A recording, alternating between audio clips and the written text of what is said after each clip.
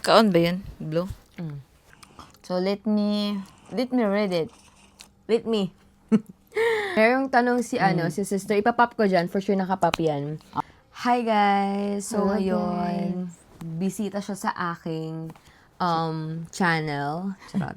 Ayun, may isa kaming question na sasagutin habang kami ay kumakain ng Canes, guys. Okay? Then, where's my drink? This not mine. meron siyang piña colada. So, this one is, answer ko lang isang question sa TikTok. Tapos, Yung question yun. nakain. Mukbang na din, content, ganyan. So, let's go, let's start. So, ito yung sauce. Ayan. Medyo favorite ko tong Cane's. Medyo. Minsan hindi. So, try muna natin. Para hindi boring, di ba? Try muna natin. Boring talaga. Boring talaga kasi kumakain. This is from Ice Queen. Ice Queen? Okay. Yung ganyang business, need ba registered business permit? So, ano yun? Ayan, pangit magtanong permit. Di, sabi niya, yung ganyang business, need ba registered business permit? Yun ang tanong niya. Kaya before tayo mag-start doon, ikwento muna ni Mama kung paano nag-start ang business namin. Okay. First of all, ano pala namin yun? Hindi namin akalain talaga magbi-business, guys. Ang pagbi-business, wala pa sa sarili namin ang mag-umpisa ng business time na yun. Pero hindi namin alam, hindi namin naisipan, bigla na lang, na-pop up sa sarili kasi pumunta kami ng Rose ba yun? Parang nag-rose kami, dalawa. Gumala lang kami. Tapos bigla siya nag-live. Sabi niya, mag-live kaya ako sa TikTok. Sige. Pag-live niya, ang daming minors. Ang daming ako. Ano yung minors? Kasi wala talaga akong alam sa online, nothing at all. Wala akong experience, wala akong idea kasi hindi ako mahilig sa online. And then, nung nag-live siya, mag-live nga ako sa TikTok. Tapos, biglang may nag-mine na 50% I think. 50 miners na kapag may nakapamili kami right away. Yun ang umpisa ng business namin. Yan. So, if you want to know more, next video na yon. Yeah. Ang tanong ulit, sa una, siyempre guys, hindi mo naman siya iisipin pa na kailangan mo siyang i-register. Kapag naging okay na, kailangan talaga yun, lalo na dito. Bawal ang illegal.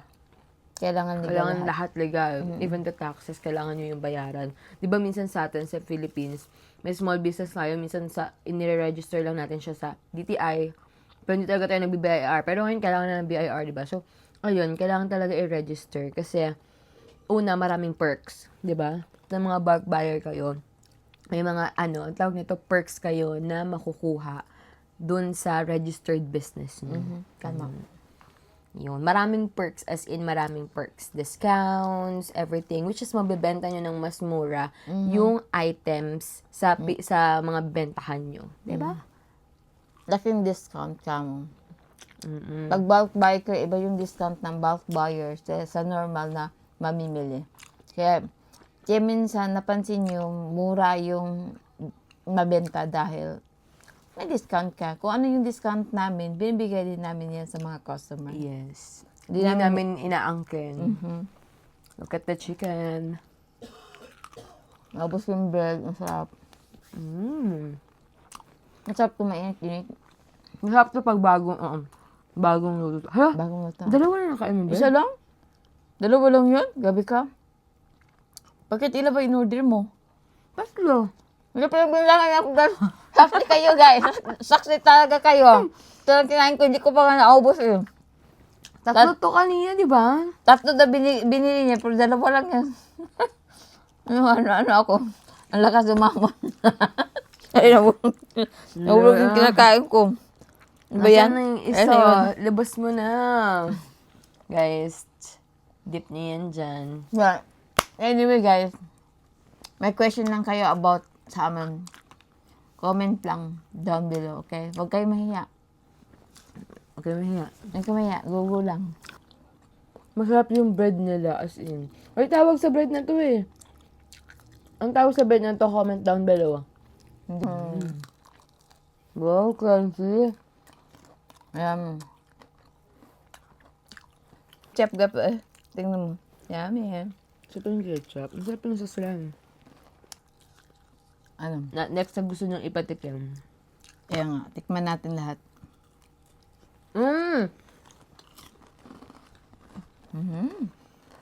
Gagawin namin yung challenge ng A to Z na gusto niyong ipatikim na meron dito sa Jumerica.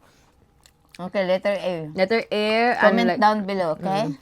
Auntie Anne's, ano pa bang mga A? Lahat ng letter A.